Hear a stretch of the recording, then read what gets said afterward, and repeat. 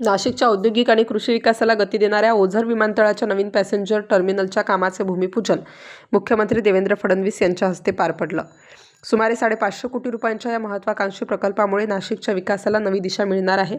या विस्तारीकरणामुळे नाशिकमधील फळे, भाजीपाला आणि नाशवंत शेतीमाल थेट युरोप आणि अमेरिकेच्या बाजारपेठेत पोहोचणार असून शेतकऱ्यांना मोठा फायदा होणार आहे. भूमिपूजन कार्यक्रमात बोलताना मुख्यमंत्री देवेंद्र फडणवीस यांनी सांगितले की आजच्या औद्योगिक युगात विमानतळ हे विकासाचे प्रमुख इंजिन ठरत आहे. ज्या शहरामध्ये आधुनिक विमानतळ आहेत त्या शहरामध्ये गुंतवणूक, उद्योग आणि रोजगारांच्या संधी मोठ्या प्रमाणात निर्माण होत आहेत.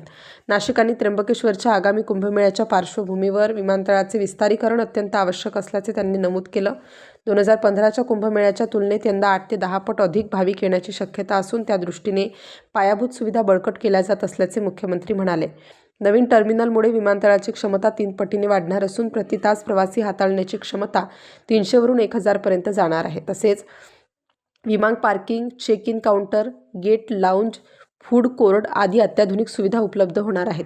या प्रकल्पामुळे नाशिक जिल्ह्यातील उद्यानविद्या, संरक्षण, उद्योग, ऑटोमोबाईल आणि लॉजिस्टिक क्षेत्रालाही चालना मिळणार असून मोठ्या प्रमाणात रोजगार निर्मिती होणार असल्याचा विश्वास मुख्यमंत्र्यांनी व्यक्त केला. कुंभमेळ्याच्या पार्श्वभूमीवर पायाभूत सुविधांसाठी निधी कमी पडू दिला जाणार नाही असेही मुख्यमंत्री देवेंद्र फडणवीस यांनी यावेळी स्पष्ट केलं. या कार्यक्रमाला कुंभमेळा मंत्री गिरीश महाजन, सीमा हिरे, दिलीप बनकर, शिवेंद्रसिंहराजे भोसले, नरहरी झिरवाळ, दादा भुसे यांच्यासह वरिष्ठ प्रशासकीय अधिकारी उपस्थित होते. Star news bureau, Nashik.